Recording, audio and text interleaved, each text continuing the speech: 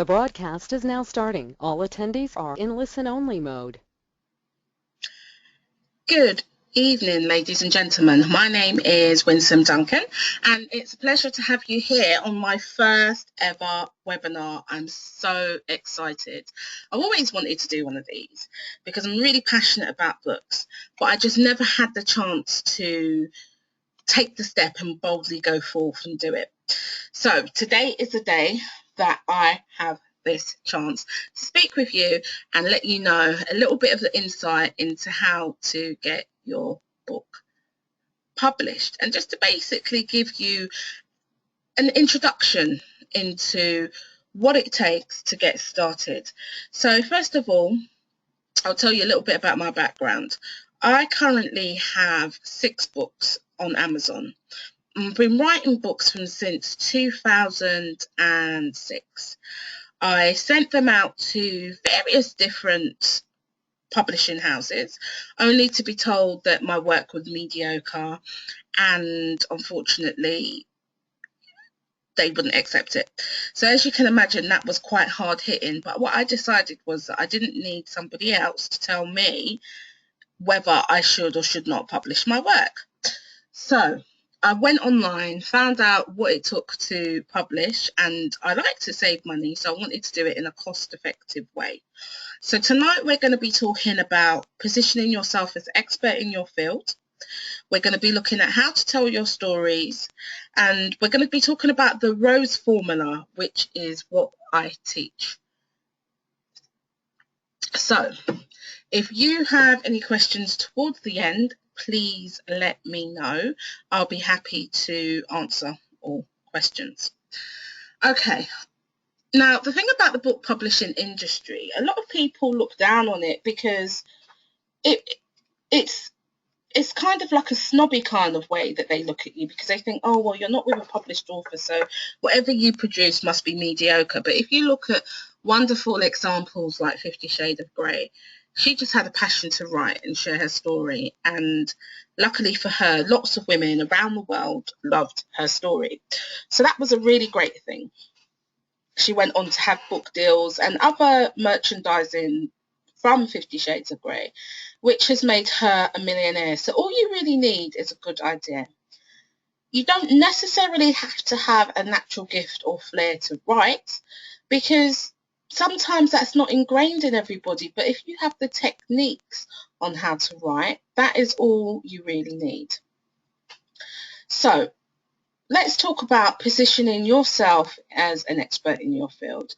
So maybe you're good at gardening and flower display, flower arrangement. Maybe that's something that you're passionate about. Maybe you have expertise in business startup and business knowledge, and that might be something that you're passionate about. Maybe you are good at cooking. You love to bake cakes, all different types of cakes, chocolate cakes, profiteroles, all different types of desserts, and that's your passion, and that is what turns you on.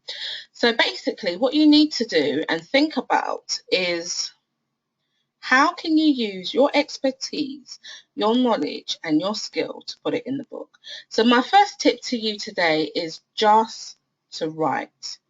Get started and write. That is my first tip of the day.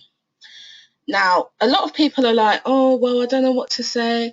You just start writing until the creative ideas flow, until the creative juices start going. That's really what it is that you want to do. Once you've started to write, then what you need to do is you need to edit your work.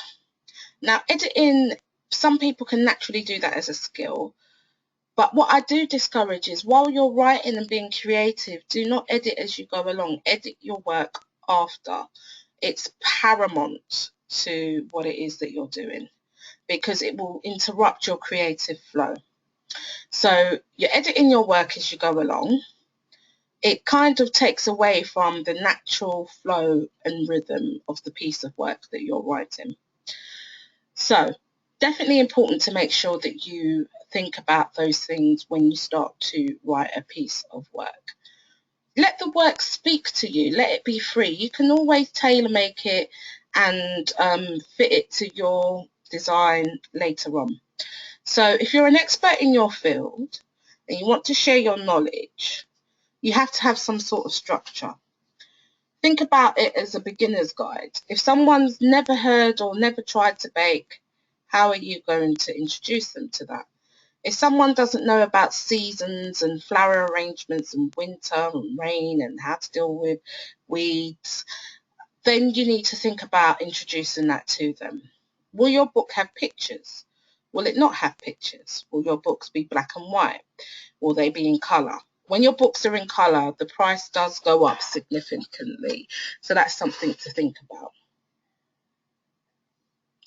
Now, I met a great man called Les Brown. He has been amazing, and I've been under his guidance. I've had a 3-day session with him, and in that session, he taught us how to tell our stories. Very, very key in life. You must learn how to tell your story. And when you tell your story, paint a bit vivid picture that you can bring someone else into that story as well. It's vital for the work that you're doing. And when you bring people into the story that you're telling, they feel connected. So that's key as well. That's something to remember. So when you're telling your story, you've got to have a beginning, middle, and an end. You've got to make it exciting. You've got to think about the textures of it, the environments, the voices, the characters, who have spoken into your life. Because when you're up on stage and you're speaking to the public, people actually buy into you. That's what they do. They buy into you. They buy into your personality and what it is that you're saying. And then they'll rush to the back and purchase your products. So make sure that you are dynamic in speaking. Make sure that you are able to deliver a strong message, and you can tell your story in ways that you never thought imaginable. PowerPoint is a great way of showing the context of your life, your story, and how to empower people in and around you. Never be judgmental, excuse me, of your work. Always, always, always give yourself a chance. Do not be judgmental. The biggest critic is oneself. And if you're judgmental, you will feel down or quit. You feel like quitting before you've even started. So that's something to also take into consideration. Okay, so we talked a little bit about positioning yourself as an expert in your field. Talked a little bit about how to tell your story. And by the way, if you've not heard of Les Brown, please go online and have a look at some of his videos. He's on YouTube and he is an amazing character. So you definitely want to make sure that you get some dose of inspiration, some dose of positivity and empowerment from this man, because he will rock your world. That's right, Mr. Les Brown will rock your world. Okay, so when I teach workshops on book publishing, the formula that I use is something called the R.O.S.E formula. Now, if you haven't heard about that before, the formula, the R.O.S.E formula, is basically R is for research, O is for organize, S is for sell, E is for embed. Now, you have to have these 4 components in order to put your books together. I love to write. Writing is my dream, my vision, my goals. I find writing so easy. You could give me different topics, the star, a dog, and a pub, and I could write a poem about that. I could write a poem about the star dog that used to visit the pub and sit outside with his owner. You know, my mind is very vivid, very creative, and I have a vivid imagination. So ideas are always flowing for me, but not everybody finds it that easy, to be honest. So what you need to do is you need to allow yourself the space to create. Now, when I write, I turn off my phones, I turn off the internet, I don't go online, my house phone's switched off. And if I can, I try to go away abroad somewhere where I can write and be peaceful, be still, connect to my surroundings. I particularly like writing on the beach on a lovely summer's day in the shade. That's what gets me going. And my favourite song to listen to is Prototype by R.O.S.E. Really, really, really good. So, find a way in which you can write and connect to the page. In my early days, I did a lot of my writing handwritten. And I did that because there's a connection that you have to the paper that you will never have on a laptop. And there's an energy signature that you have in your writing that you will never have on a laptop. So for me, it's key and it's instrumental for me to make sure that I've got that connectivity whenever I'm going forth to write. You will find your sources of connectivity as well as time goes on. So let's start with R, research. And remember, at the end, you can leave your questions in the box and I'll answer them. I'll answer them for you. Okay, so research. What are you going to write about and do people care? Look at the markets, look at the trends. Look at what's popular. Compare. It's not about imitating, but for example, fantasy novels on Kindle downloads are extremely popular. And those fantasy novels sell thousands of units. It's a great genre to be in. So you're more likely to sell a fiction book downloaded on Kindle than you are to sell an actual Kindle, well, an actual hard copy, paperback, or hard copy of your book. So that's something to consider. The next thing is, once you've researched what you want to talk about and who your competitors are, I keep telling people all the time, see who's doing what you're doing and find out how you can do better. Once you've done that, you need to go online, research, and find out who's making waves. Now, if you're the type of person that you'll read a person's piece of work and it will influence you in the way that you write, then you perhaps want to be careful in that area, because we don't want to plagiarize people's work. You want to be an original, not a copy, but you can still get influence from people around.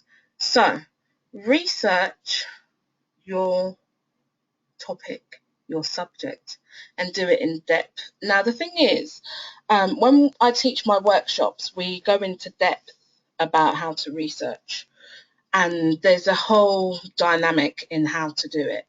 But the main thing is the internet is a great place to start when you're looking at researching what type of book you're going to write and who's going to buy it. If someone says, oh, my book's for everyone, I laugh, because if you sell to everyone, you sell to no one. That's what the great Amanda said, and she's a lovely lady. So make sure you're selling directly to people that want your product, that want to read what it is that you have. O. O is not for orange. O is for organize. Organize, organize, organize. Very important. Get your chapters in order. Make sure the sequencing of your chapters are correct. Make sure that you are able to use the information that you've got, that is chronologically correct. That's quite key. So sometimes when you write a book, you might want to change around where things go, just so it just flows better. So when you're organizing your book, there's a lot to think about. You've got to think about the cover. You've got to think about the proofreader. You've got to think about the editor. You've got to think about the reader. You've got to figure out, by then you should know what perspective you're working from, whether it's an I perspective, whether it's a third person perspective, by then you will know. So organising your book is vital to making your book a success. And one of the great things about that is that you'll have a structure on which it is that you need to work from in terms of organising your work. So for example, I wrote a book about saving money. So I knew that the first chapters would be different areas in which people save money. Then I knew an alternative chapter is going to be about budgeting. How can people budget? And then I knew that we wanted to do a workbook around people's limiting money beliefs. So that was quite key as well. So these are all things that you want to consider when you are writing your work. Okay, so we've done R for research, O for organise. Now we're on to S for sell. Sell, sell, sell. Now, I go for more of the soft sell instead of the hard sell. Buy this, it's available now. Because it just turns people off, and you've got to give people information basically about the product and what it is that they will benefit, because there's a saying that goes, who cares? Is it who cares? What about me? Something like that. It's either what about me or what's in it for me. That's it. And people want to know what's in it for them. You've got to solve people's problems in the books that you write. So if it's a problem of they want to escape and go onto a fantasy island, then you need to write a bloody good fiction book. If it's a problem of they don't know how to start up their business, then you need to write a top-notch business guide to help and support them. So you need to find out what people's pain points are. That's a good word to use. What their pain points are and how you can sell to their needs. Once you know what a person's pain point is, you will be able to say, this is why this product is good for you. Now, I promote my services and my books across Instagram, Facebook, Twitter, LinkedIn. Those are the main social platforms that I promote. I'm also quite good at getting articles printed up as well. Articles on the book basically and why people should read it. But in order to get that article, you're going to have a press release. And this is what I teach in my workshops, how to write a good press release that can get you great coverage. So I've had a centerfold page that's gone out to 40,000 homes in the UK. People have contacted me based on that article and wanting to work with me and so on and so forth. So it's pretty much exciting. So there's a whole process that goes behind selling. And for me personally, it's not about being an aggressive seller. It's about selling the benefits and how it will benefit the reader. All right, so we've got research, organise, sell. This is the R.O.S.E formula that I'm teaching you, just to recap if you've just joined us. Now, the last one is embed. Embed, that's just such a beautiful word, embed. You've got to embed the message. You've got to make sure that the message seeps through. So when I go out a lot of the time, people say to me, oh yeah, I've seen that you've done this, and oh, that article that you wrote was great. And sometimes I have to think about, wow, because they're talking about 2 or 3 years ago. And I'm like, gosh, you remember all of that from then? So something significant happened with me in terms of embedding what I do in people's consciousness. And it's really weird because, you know, I'll go out and people know what I'm up to. And that's because they read the post, and they might not necessarily like or comment, but they have read it and it's been acknowledged. So it's actually quite interesting how the message that I send around the work that I do, publishing books, or whether it's employability or whether it's business startup, people remember, you know, and they comment and they just say, oh, so how's this going? How's that going? So that's where key parts of embedding a message is paramount, I would say. because once it's embedded, you won't need to keep reminding people. They'll just already know. So if people think about me, they'll say, oh yeah, she's an author and she helps people get into work, getting into jobs, getting to start their business, saving money. Those are some of the things that people would say some of my attributes are. And that's what you need to do. You need to build a online blueprint of what it is that you're doing. So if someone types your name into the internet, what comes up? Does anything come up? So if you type Winsome Duncan into the internet, you will see a list of pictures, events, articles, videos. I've got over 200 videos on YouTube, and I've also got over 100,000 hits. So I've definitely got a reach in the work that I'm doing, and I'm definitely always embedding my message. So this is what the R.O.S.E formula is, and I want to basically help people out there to get their books and live what's in them. You see, the thing is, Miles Monroe said that the richest place on earth isn't the gold mines that we have. It isn't the diamonds in Sierra Leone. The richest place on earth is the graveyard, the cemetery. Because people's hopes, people's dreams, people's aspirations, people's needs, people's wants, people's desires are buried with them in the graveyard. And they never had the courage to live what is in them. They never had the courage to tell their story. They never had the courage to create a book. So I'm asking you today, and I'm challenging you today, how long is it going to take you?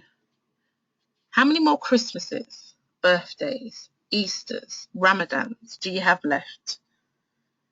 If you know that there's a burning desire in you to write and tell your story, then you need to live what is in you. That's what my mentor Les Brown said. Live what is in you.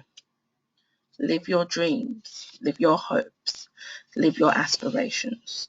So I'm inviting you to come along to my workshop on Saturday the 27th of May. And for all listeners on this particular webinar, I'm offering a £30 discount for you, and I'm offering that so that you can get on the course, that it's cheap, it's accessible, you know, you're able to access the quality information that you need to bring your book to market, because everybody's got to work within their budgets. And we really would like you to join the group of us that are there, that are going to be learning the R.O.S.E formula in person of how to bring your book to market, how to publish your book, and even how to create your manuscript. So the workshop will take place at Pen People Pop-Up Shop, which is 91A Peckham High Street, SE15 5RS. And there'll be a link below in which you can book and go out and be a part of this movement. And if you know that you have a burning desire, then why wait? It's time to tell your story, and it's time to get your book out. Okay, so I'm just going to take a couple of questions from the people in the chat rooms. Okay, we've got a really good one here. It says, how long does it take to write a book? Well, how long is a piece of string? I always published my own books, and it was until an experience that I had with someone who wanted to write a book and they never turned up for the meeting, that I decided that I wanted to publish other people's books. And I came home and I wrote a book myself, which I'd done in 8 hours, and it was uploaded onto Kindle, and it was 5,000 words. So if I can come home and write a book in 8 hours, what can you do? The next course that I'm going to be teaching is how to write a book in 4 weeks. People think it takes forever, but if you know the formula, it doesn't take forever. You've just got to know the different steps and the processes to what it is that you do. to bring this book out. And it's not expensive. If you think, you know, you go to other companies, they're charging thousands of pounds, but for an investment, you can get your book up online of not that much. So it's really key. Okay, they're saying, someone's here saying when the next workshop is. Well, we haven't got any scheduled yet after this. This is our first one of the year, but I do actually work with my clients one-to-one, and I do help them with book coaching sessions. So if you wanted to book a book coaching session with me, that's fine. We can have a consultation, that's fine too. You can just get in touch with me. The website is www.peachespublication.weebly.com, and you're spelling Weebly Weebly. And again, I'll put it down in the comments box just below. So my name's been Winsome Duncan, author extraordinaire, passionate about books, passionate about helping people bring their books to life, bring their books to market. And just remember to live the dream, live what's in you. You were created for such a time like this. And I look forward to seeing you at one of our workshops really, really soon. Thank you all for joining the webinar. Bye-bye.